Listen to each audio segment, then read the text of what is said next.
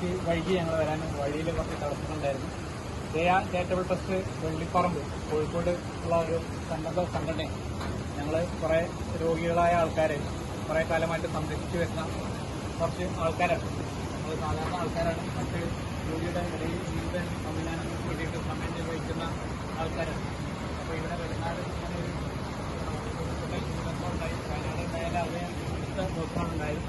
അപ്പോൾ വേണ്ടത്ര ശ്രദ്ധ വിലങ്ങാട് കിട്ടിയില്ല എന്നത് പൊതുസമൂഹത്തിന് അങ്ങനെ ഒരു ഖേദം തന്നെയുണ്ട്.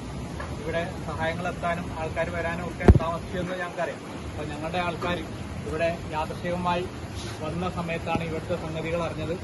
അപ്പോൾ ദയ അവർക്ക് കഴിയുന്ന രീതിയിൽ ചെറിയൊരു സഹായം ആദ്യഘട്ടം എന്ന നിലയ്ക്ക് നമ്മൾ വിതരണം ചെയ്യാൻ ആഗ്രഹിക്കുകയാണ്. അതിൽ ജന്മരാജ്യവും മെമ്പറായിട്ട് നമ്മൾ ബന്ധപ്പെട്ടു. ഇപ്പോൾ നമുക്ക് ഇവിടെ മെമ്പർ പാനലിൽ തന്നെ ഇവരൊക്കെ നമ്മളെ കൂടെയുള്ളവരാണ്. ഒരു ദിവസം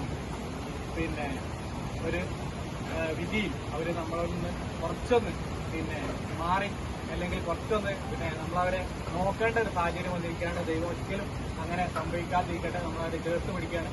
എല്ലാ കാര്യത്തിലും നമ്മളെപ്പോലെ തന്നെ അവരെയും നമ്മൾ കൊണ്ടുവരും. അതിനുള്ള എല്ലാ സഹായവും പിന്തുണയും ശ്രമവും ഞങ്ങളുടെ ഭാഗത്തുനിന്നുണ്ടാവും എന്ന് അറിയിക്കുകയാണ്.